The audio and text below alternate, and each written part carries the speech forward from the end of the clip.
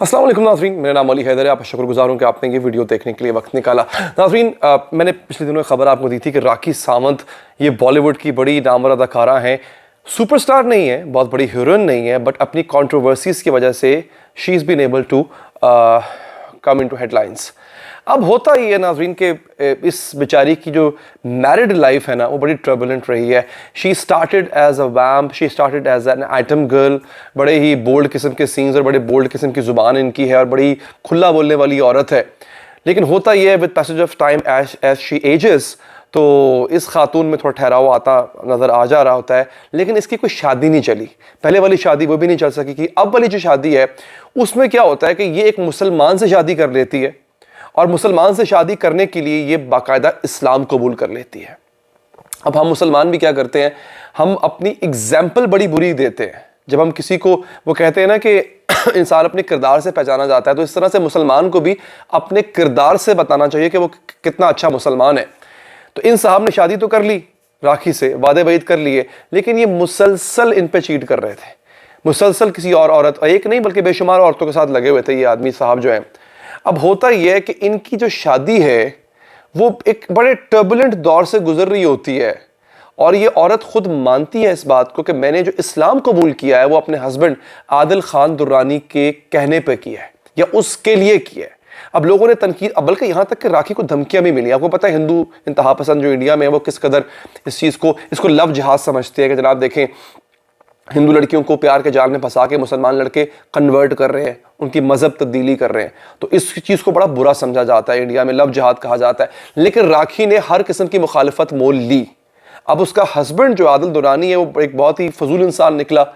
لیکن یہاں پہ جو راکھی نے بات کر دی ہے باقاعدہ، میں بڑا حیران ہوں.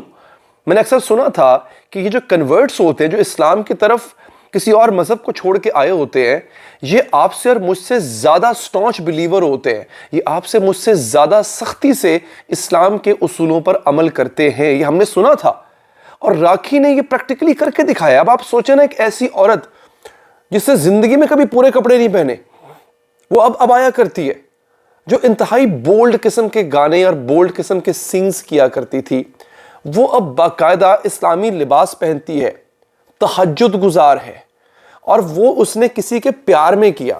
لیکن اسلام کی خوبصورتی پتہ ہے کیا ہے ناظرین، کہ اسلام کے اندر جب کوئی داخل ہو جاتا ہے، بھلے وہ کسی اور وجہ سے ہوا ہو، لیکن جب وہ ایک دفعہ اسلام کے اندر پورے کا پورا داخل ہو جاتا ہے تو جو اسلام کی خوبصورتی ہے وہ اس کو وہاں سے جانے نہیں دیتی. Same happened with this girl.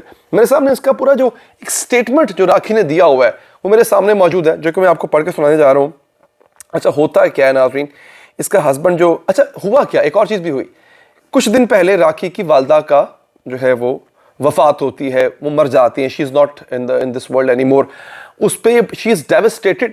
Husband ہے تو وہ پہلی بات تو ہے وہ چیٹ کر رہا ہے اور بے شمار مواقع پہ کر چکا ہوا. ایک دوسرا کیا ہو رہا ہے اس لڑکی کے ساتھ، پہلے والی شادی بھی نہیں چلی ہے، پیسہ اس کو خود کمانا پڑتا ہے، ہسبینڈ کو بھی خود کھلانا پڑتا تھا، اور ہسبینڈ جو ہے وہ اس کو مسلسل اس کو ذہنی ٹارچر اذیت دے رہا تھا. اور اب اس کا یہ کہنا ہے کہ میں نے اپنے ہسبینڈ کو چھوڑ دیا ہے، لیکن میں اسلام نہیں چھوڑ رہی ہوں. گو کہ میں نے اسلام، مذہب اسلام اپنے شوہر عادل خان درانی کے لیے قبول کیا تھا، راکھی ساونت کا یہ کہنا ہے، اور اپنا نام تبدیل کیا فاطمہ علی خان درانی. یہ نام انہوں نے رکھا اپنا. بڑا خوبصورت نام ہے، بہت خوبصورت نام ہے، میں سمجھتا ہوں یہ. تو اب وہ کہتی ہے کہ نہ میں اپنا نام تبدیل کروں گی، مجھے فاطمہ کے ہی نام سے بلایا جائے، اور میں مذہب اسلام بھی نہیں چھوڑوں گی. اب وہ کہتی ہے کہ میں جب عادل جیسا مسلمان جب میں نے دیکھا جو مجھے کنورٹ کرنے کو کہہ رہا تھا، اور میں کنورٹ ہو بھی گئی تھی، تو میں حیران ہو گئی. وہ کہتی ہے کہ میں پوچھتی تھی عادل خان درانی سے کہ مسلمان تو نماز پڑھتے ہیں، تم نماز کیوں نہیں پڑھتے؟ سوچنے والی بات ہے نا. ہم لوگ اب آپ دیکھیں نا، اگر آپ، ہماری خواہش تو بڑی ہے کہ یار ہر غیر مسلم مسلمان ہو جائے، ایسے ہی ہے، لیکن ہم وہ کام نہیں کریں گے کہ جس کو دیکھ کے وہ مسلمان ہو. ہم اس کو کہیں گے یار تم قرآن پڑھ لو، خود نہیں پڑھا ہوگا، اس کو بولیں گے یار تم قرآن پڑھو، تم مسلمان، تمہیں ہر سوال کا جواب مل جائے گا. حالانکہ ابھی تک ہم جواب تلاش کر رہے ہیں. ہم یہ ضرور کہیں گے، ہم یہ خواہش کریں گے، ہمیں جہاں کوئی انگریز ملے گا، کوئی گورا ملے گا، ہم اس کو تبلیغ کرنا شروع کر دیں گے، حالانکہ ان چیزوں پہ خود عمل نہیں کر رہے ہوں گے. یہی بات راکھی نے کی کہ میں حیران ہوتی تھی کہ میں تو تہجد بھی پڑھتی ہوں، یہ نماز کیوں نہیں پڑھتا جس سے مجھے مسلمان کروایا. اپنی محبت میں اور کہا کہ میں تم سے جب شادی کروں گا جب تم مسلمان ہو جاؤ گی. تو وہ کہہ رہی تھی میں عادل کہتی مجھے عادل کو, یہاں پہ وہ لکھتی ہیں جو راکھی ہیں, وہ کہتی ہیں کہ مجھے اس کو گھسیٹ کے لانا پڑتا تھا. I used to tell him you are a Muslim and you have brought me to Islam, then why don't you pray yourself? خود کیوں نہیں پڑھتے ہو؟ I accepted Islam because of Adil, but he deceived me. However, I will not renounce my religion. اس نے کہا کہ میں نے اسلام قبول کیا عادل کے لیے, گو کہ اس نے مجھے دھوکہ دیا, لیکن میں اپنے مذہب کو اب چھوڑوں گی نہیں. شاباش ہے. کہتی ہے I used to drag him to pray, but he wouldn't budge. مجھے اس کو کھینچ کے لانا پڑتا تھا کہ آؤ نماز پڑھو, اور وہ ہلتا نہیں تھا اپنی جگہ سے. عادل did not pray except on Fridays. یعنی جمعے کی نماز کے علاوہ اس نے کبھی نماز نہیں پڑھی تھی. When it came to me, I would fulfill my duty and pray regularly after learning it through YouTube videos. اب سوچیں کہ ایک مسلمان کے ساتھ رہتی رہی ہے اور وہ اس کو نماز نہیں سکھا سکا, اب اس کو YouTube ویڈیوز دیکھ کے نماز سیکھنا پڑ رہی ہے. یہ تو ہماری حالت ہے. میں ایک یہاں پہ امام جعفر صادق کا ایک کال, انہوں نے اپنے ایک شاگرد کو نا ایک جگہ تبلیغ کرنے کے لیے بھیجا. بڑا خوبصورت یہ واقعہ ہے, ذرا سنیے گا اس کو غور سے. اور اس میں اتنی ڈیپ بات کی گئی ہے, میں حیران ہو گیا کیسے کیسے لوگ گزرے ہیں تاریخ میں.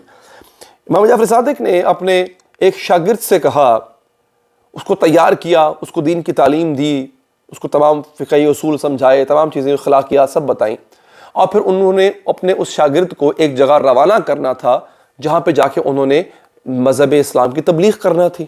پہلے صوفیاء کا, اولیاء کا, ائمہ علیہ السلام کا یہی شیوا ہوتا تھا, تبلیغ دین کیا کرتے تھے.